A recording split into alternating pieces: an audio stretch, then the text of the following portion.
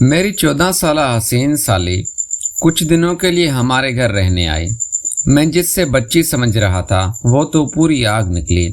मेरी बीवी अस्पताल में अपनी माँ के साथ दाखिल थी, इसलिए मेरी सास रात को मेरी साली को मेरे पास छोड़ गई। मैंने उससे बच्ची समझकर अपने साथ सुलाया कि कहीं वो नए घर में डर न जाए, लेकिन उसने तो आधी रात को मेरे साथ बेड पर रात के 12 बजे के करीब मेरे कमरे के दरवाजे पर दस्तक हुई तो मैं जान गया कि मेरी साली निदा ही होगी, क्योंकि वो उस वक्त पूरे घर में अकेली थी और वो पहली दफा हमारे घर रहने के लिए आई थी, तो शायद उससे रात के इस पहर डर लग रहा था। जैसे ही मैंने दरवाजा खोला तो ये देखकर मेरी हैरत की इंतहा ना रही। बरहाना सी नाइटी पहने दरवाजे पर खड़ी थी। मुझे देखते ही कहने लगी कि अरशद भाई, मुझे आपके घर में बहुत खौफ महसूस हो रहा है। क्या मैं रात आपके साथ आपके कमरे में गुजार सकती हूँ? मेरी नज़र में तो निदा एक 14 साल की बच्ची थी, लेकिन मैं पहली बार उससे यूं देख रहा था।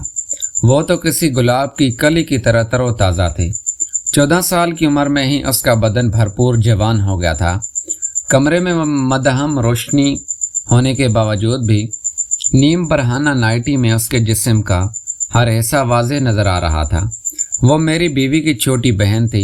यही सोचकर मैंने उसके वजूद से नज़र चुराई और उससे सोने के लिए सोफे पर तकिया रख कर दिया और खुद बेड पर लेटकर मोबाइल चलाने लगा। मेरी शादी को 5 साल होने वाले थे और मेरी शादी के वक्त निदा एक 9 साल की बच्ची थी।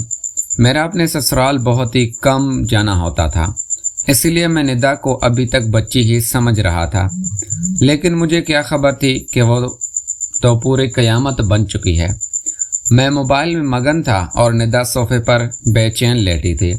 रात के इस पहर मोबाइल पर भी एक से बढ़कर एक सामान सामने आ रहा था, जिसकी वजह से मेरे सोए हुए जज्बात जाग रहे थे।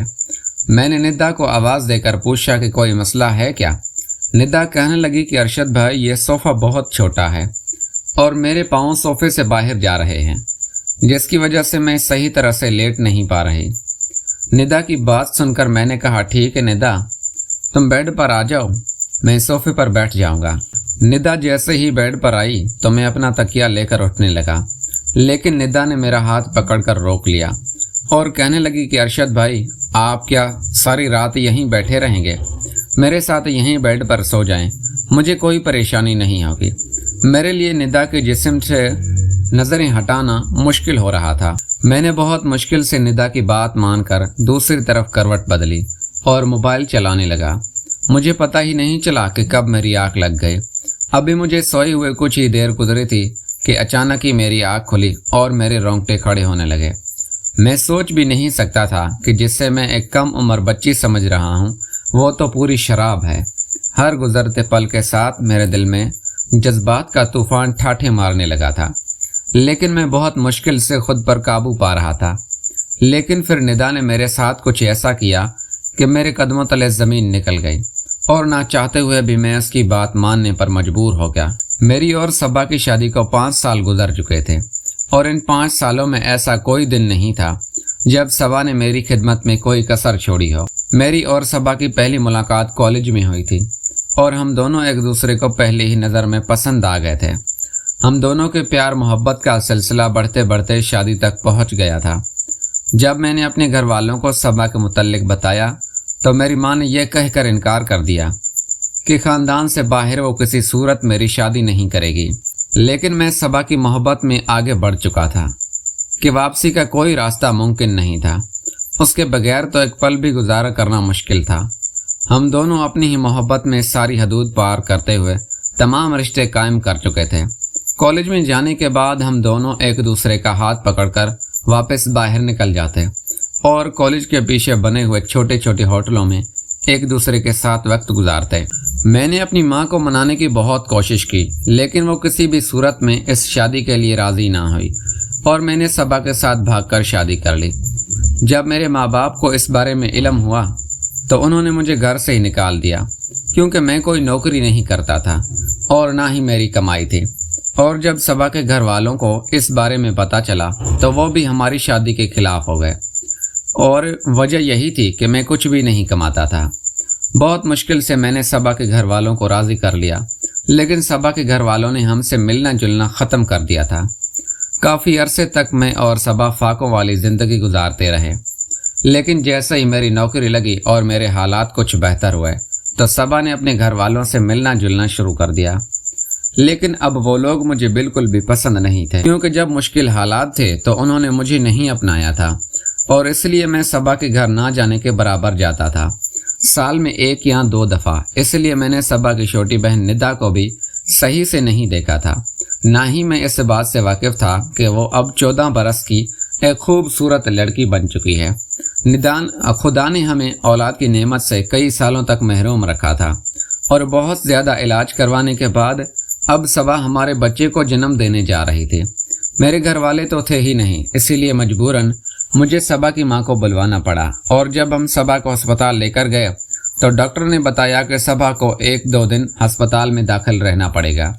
پریگنینسی کے اس عرصے میں صبا کو بہت سی بیماریاں نے آ جکڑ لیا تھا، اسی لیے ان کا کیس کافی مشکل تھا۔ صبا کے والد کہیں شہر سے باہر گئے ہوئے تھے، اسی لیے صبا کی والدہ نے اس کی چھوٹی بہن کو میرے پاس ہمارے گھر میں چھوڑ دیا، کیونکہ وہ اسے اکیلا نہیں چھوڑ سکتی تھی۔ میں بہت عرصے بعد صبا کی بہن ندا کو پہلی دفعہ دیکھ رہا تھا کر حیران رہ گیا تھا۔ میں تو صبا کی خوبصورتی کا ہی دیوانہ تھا، لیکن اس کی چھوٹی بہن تو اس سے کہیں زیادہ خوبصورت تھی، اور اسے دیکھ کر میں صبا کو بھول گیا تھا۔ ندا نے صبا کی غیر موجودگی میں گھر کے سارے کام کاج بہت اچھے سے کیے، اور مجھے بالکل بھی محسوس نہ ہوا کہ صبا گھر میں نہیں ہے۔ اس نے سارے گھر کو سلیقے سے صاف ستھرا کر کے سونے کی تیاری شروع کی، تو میں بھی اپنے کمرے میں چلا آیا۔ لیکن تھوڑی ہی دیر بعد جب کمرے کے دروازے پر دستک ہوئی تو میں جان گیا کہ ندا آئی ہے۔ شاید اسے کسی چیز کی ضرورت تھی، لیکن میں اس بات سے بالکل بے خبر تھا کہ ندا تو کچھ اور ہی ارادہ لے کر آئی ہے۔ پہلے تو وہ صوفے پر آرام سے بیٹھ گئی اور کہنے لگی کہ مجھے بہت زیادہ اکیلے پن میں خوف محسوس ہو رہا تھا، کیونکہ یہ گھر میرے لیے بالکل نیا ہے۔ اسی لیے میں نے سوچا کہ کیوں نہ میں آپ کے کمرے میں ہی رات گزار لوں۔ میں نے ندا سے کہا کہ اچھا کیا جو تم چلی آئی، یہ تمہارا اپنا ہی گھر ہے، تم یہاں آرام سے سو سکتی ہو۔ لیکن ندا کو یوں نیم برہنہ نائٹی میں دیکھ کر میری نظریں بار بار اس کے جسم کا طواف کر رہی تھی۔ مجھ سے باتیں کرتے کرتے وہ صوفے پر لیٹ گئی، اور میں بہت مشکل سے اس سے نظریں چرا کر اپنے فون میں دھیان دینے لگا۔ تھوڑی ہی دیر میں وہ بے چینی سے کروٹ بدلنے لگی۔ میرا دھیان بار بار بھٹک کر اس کے وجود پر جا رہا تھا، اور جب میں نے اسے بے چین دیکھا تو میں پوچھ رہا تھا کہ کیا ہوا ہے۔ وہ کہنے لگی کہ یہ صوفہ بہت زیادہ غیر آرام دہ ہے، اور میں اس پر آرام سے سو نہیں سکتی۔ یہ سنتے ہی میں نے اسے کہا کہ وہ بیڈ پر آ کر سو جائے، اور صوفے پر میں سو جاؤں گا۔ وہ جیسے ہی بیڈ کی طرف آئی تو میں اٹھنے لگا۔ ندا نے فوراً ہی میرا ہاتھ پکڑ کر کہا کہ ارشد بھائی، آپ کو تکلیف اٹھانے کی کیا ضرورت ہے؟ یہ آپ کا اپنا ہی گھر ہے۔ میں ایک طرف لیٹ جاتی ہوں، دوسری طرف آپ لیٹ جائیں۔ میں ندا کی بے باکی دیکھ کر حیران رہ گیا تھا، لیکن میں خود بھی آرام کرنا چاہتا تھا۔ سارا دن صبا کے پیچھے میں نے ہسپتال میں کافی بھاگ دوڑ کی تھی، اسی لیے میں بیڈ پر ایک کونے سے ہو کر لیٹ گیا اور اپنا فون چلانے لگا۔ ندا کی موجودگی میں اپنے جذبات پر قابو پانا میرے لیے ایک مشکل مرحلہ تھا، جس سے میں اس وقت گزر رہا تھا۔ فون چلاتے چلاتے ہی مجھے کب نیند آ گئی مجھے پتہ بھی نہ چلا، اور جب میری آنکھ کھلی تو مجھے ایسا محسوس ہوا جیسے کوئی میرے جسم پر ہاتھ پھیر رہا ہو، اور جب میں پوری طرح ہوش میں آیا تو مجھے اندازہ ہوا کہ ندا میرے بہت قریب لیٹی ہوئی ہے، اور اس کی انگلیاں میرے جسم پر حرکت کر رہی ہیں۔ میں ایک مرد تھا، اور بہت کوشش کے باوجود بھی میں خود کو ندا سے دور نہ کر سکا، اور میں بھی کروٹ بدل کر اس کے قریب ہو گیا۔ ندا تو جیسے ہی اس بات کے انتظار میں تھی، جیسے ہی اسے علم ہوا کہ میں اس کا ساتھ دینے کے لیے تیار ہوں، وہ فوراً ہی اپنے جذبات مجھ پر لٹانے لگی، اور میں نے بھی اس کے ہر جذبے کو خوب پذیرائی کی۔ جب ہم دونوں اپنا مقصد حاصل کر چکے تو ندا نے اپنے فون میں میرے ساتھ ہماری کئی تصاویر کھینچی، جن میں ہم دونوں ایک دوسرے کی باہوں میں تھے۔ ندا کے ساتھ رات گزار کر میں ایسے مسرور تھا جیسے کوئی قلعہ فتح کر لیا ہو، لیکن مجھے کیا خبر تھی کہ یہاں سے میری بربادی کا آغاز ہونے والا تھا۔ پھر میں ہسپتال جانے کے لیے نکل گیا۔ میں سارا راستہ خوشی سے سرشار جب ہسپتال میں پہنچا تو میری بیوی صبا کی حالت بہت خراب تھی۔ ڈاکٹر نے بتایا کہ زندگی اور موت کے درمیان جھول رہی ہے۔ और कभी भी कुछ भी हो सकता है। सबा की माँ भी बहुत ज़्यादा परेशान थी, जबकि अस्पताल जाकर मेरी भी हालत ख़राब हो गई थी। सारा दिन मैं सबा के साथ रहा, लेकिन सबा की हालत पहले से ना बेहतर हुई। डॉक्टर ने कहा कि कुछ दिन सबा को और अस्पताल में रखना होगा। ये सुनकर ना जाने क्यों मुझे अजीब सा सुकून महसूस हुआ कि सबा जितने दिन अस्पताल में रहती है, मुझे निदा के साथ वक्त गुजारने का मौका मिल जाता। मैंने डॉक्टर से कहा कि मेरे बच्चे को कुछ नहीं होना चाहिए। डॉक्टर ने मुझे तसल्ली दी।